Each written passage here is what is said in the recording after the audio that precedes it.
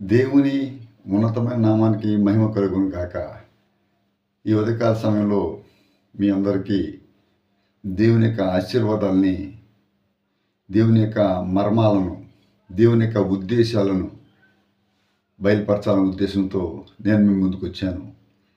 దేవుడు ఈ వాక్యం ద్వారా మీ జీవితంలో అద్భుతం చేయాలని నేనైతే ఆశిస్తున్నాను. మీరు కూడా ఆశిస్తారని నమ్ముతున్నాను.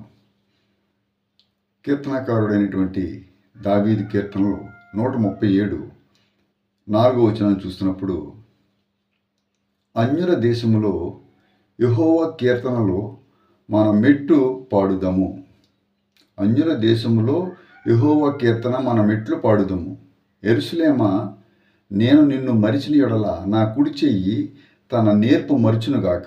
నేను నిన్ను జ్ఞాపకం చేసుకొనని యెడల నా ముఖ్య సంతోషం కంటే నేను యెరూషలేము నెచ్చుగా ఎంచని యెడల నా నాలుక నా అంగిటికి అంటుకొనుగాక.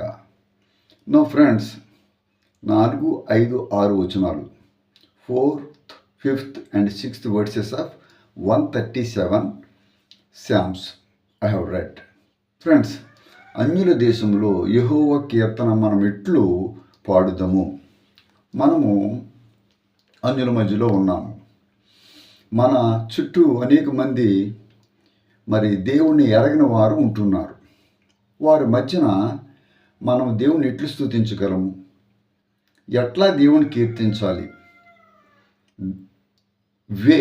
మార్గం దేవుణ్ణి స్తుతించడానికి, దేవుణ్ణి కీర్తించడాన్ని, దేవుణ్ణి ఉన్నతమైనటువంటి ఆయన నామాన్ని బయలుపరచడానికి మనకు మార్గం ఏమిటి అని చూసినప్పుడు, యెరూషలేమా, నిన్ను నేను మరిచిన యెడల అంటే యెరూషలేము అనేది ఈ సంఘటనలో దేవునికి సాదృశ్యంగా ఉంది. దేవుణ్ణి మనం మరిస్తే, దేవుణ్ణి మనం మరిచినప్పుడు జరిగే భయంకరమైనటువంటి సంఘటనలను మనం ఊహించుకోగలగాలి. ఆల్రెడీ చాలా కాలము దేవుడు లేకుండా జీవించాము. చాలా సంవత్సరాలు దేవుడికి దూరంగా నివసించాము. ఎన్నో శోధనలు ఎదుర్కోవాల్సి వచ్చింది. అనేక అపజయాలు ఎదుర్కోవాల్సి వచ్చింది. ఇప్పుడు కనీసం ఈ నూతన సంవత్సరంలో ఆయన్ని మనం మర్చిపోకుండా, దేవుని ఆరాధనలో